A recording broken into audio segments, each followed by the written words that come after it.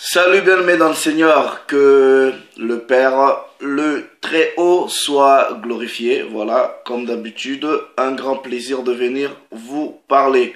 Donc, gloire au Créateur, double honneur à la personne du Christ, premier-né. Donc, frère, sœur, partout où tu es, au travers le monde, toi qui prendras ces quelques minutes pour m'écouter, que le Créateur lui-même te bénisse, qu'il te sanctifie corps, âme et esprit. Donc, voilà. Le péché originel. La grosse blague. Voilà. Le péché originel, la grosse blague. Vous avez déjà entendu parler de cette histoire-là de péché originel. Ok. Bon, je mets seulement péché originel partie 1, comme vous pouvez voir. Donc, en fait, je vais essayer... J'aimerais avoir un peu les avis des frères et sœurs concernant cette histoire-là de péché originel. Mais bon, on va essayer d'analyser les versets que la plupart des gens vont ramener pour justifier cette doctrine. Ok? Est-ce qu'elle a un fondement biblique? Voilà, si vous croyez à cette histoire de péché originel, mettez un commentaire et expliquez-nous pourquoi vous pensez que voilà, le péché originel existe. C'est d'abord quoi le péché originel? Bon, il y en a qui vont parler, vont dire oui, Adam a péché. Et le fait qu'Adam a péché, ça fait de nous tous automatiquement des pécheurs. Donc voilà. Bon, essayez un peu de mettre des commentaires. On va essayer d'échanger sur ce sujet.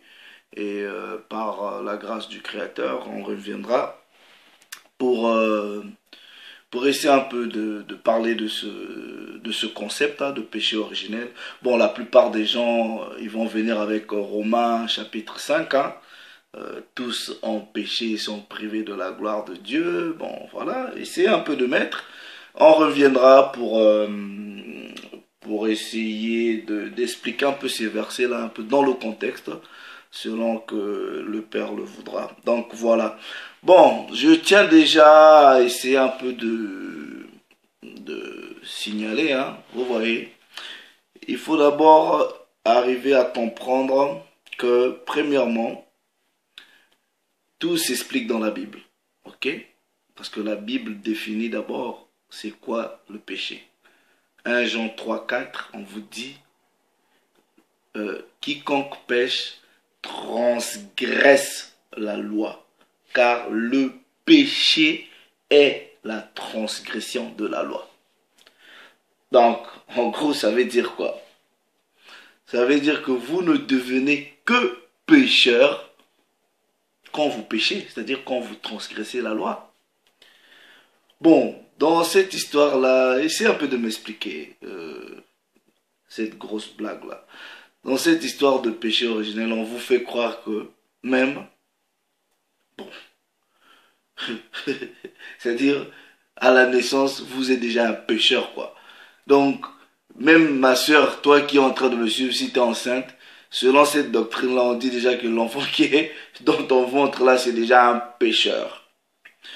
Vous devrez déjà faire la différence entre avoir une nature pécheresse, ok, et c'est-à-dire quand on parle de nature, vous avez la nature en fait, vous voyez, bon, je viens de manger mon yaourt, excusez-moi, mais je vais juste faire une illustration. Vous voyez, vous êtes là, ça c'est la coquille, le corps, ok, le physique.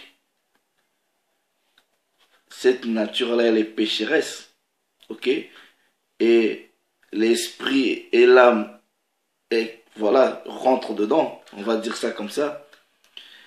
Mais est-ce que le fait que cette nature-là est pécheresse fait de l'être entier à sa naissance un pécheur? Mais puisque la parole dit quiconque pêche, ne dit pas quiconque est né pécheur ou quiconque, non, devient, non. Donc c'est un processus. Pour devenir pécheur, vous devrez pécher. Mais comment le Hamashiach, le Christ, a réussi à vivre, comme la parole dit, sans péché? Comment il a réussi à vivre? Donc dites-moi, est-ce qu'un homme aussi peut réussir de vivre sans péché? Donc essayez un peu de mettre des commentaires. Le fameux Romains 5, 12, hein, vous pouvez toujours mettre. Donc on va revenir pour essayer un peu de parler de ce sujet. Hein. Mais pour moi, c'est une grosse blague. C'est une grosse blague. Donc mettez les versets. Si les versets et les explications sont assez solides, on pourra peut-être changer d'avis. Donc voilà. Péché originel, donc l'enfant qui est dans le ventre, dès qu'il naît, un bébé de 2 mois, 3 mois, 2 semaines, il est déjà pécheur, quoi. Non, vous pouvez être dans une nature pécheresse sans pour autant être un pécheur. Bon, essayez de mettre des commentaires. On va essayer de s'exhorter, d'échanger sur cette histoire-là de péché originel. Si vous avez plusieurs informations, n'hésitez pas, mettez des commentaires. On va essayer de s'échanger. Donc voilà, pour s'édifier, nous devons nous édifier entre nous. Donc, sur ce, je vous souhaite une agréable soirée dans l'amour véritable du Père, sous sa protection, et que partout où vous êtes, que le Père en tout cas vous protège, vous garde vos familles, et soit avec vous dans toutes vos entreprises. Voilà, nous disons tous gloire au Créateur. Donc n'oubliez pas que la parole dit, même dans Ézéchiel, ok, que l'âme qui pêche, c'est ça qui va mourir, ok. Donc il y a toujours un processus, ok.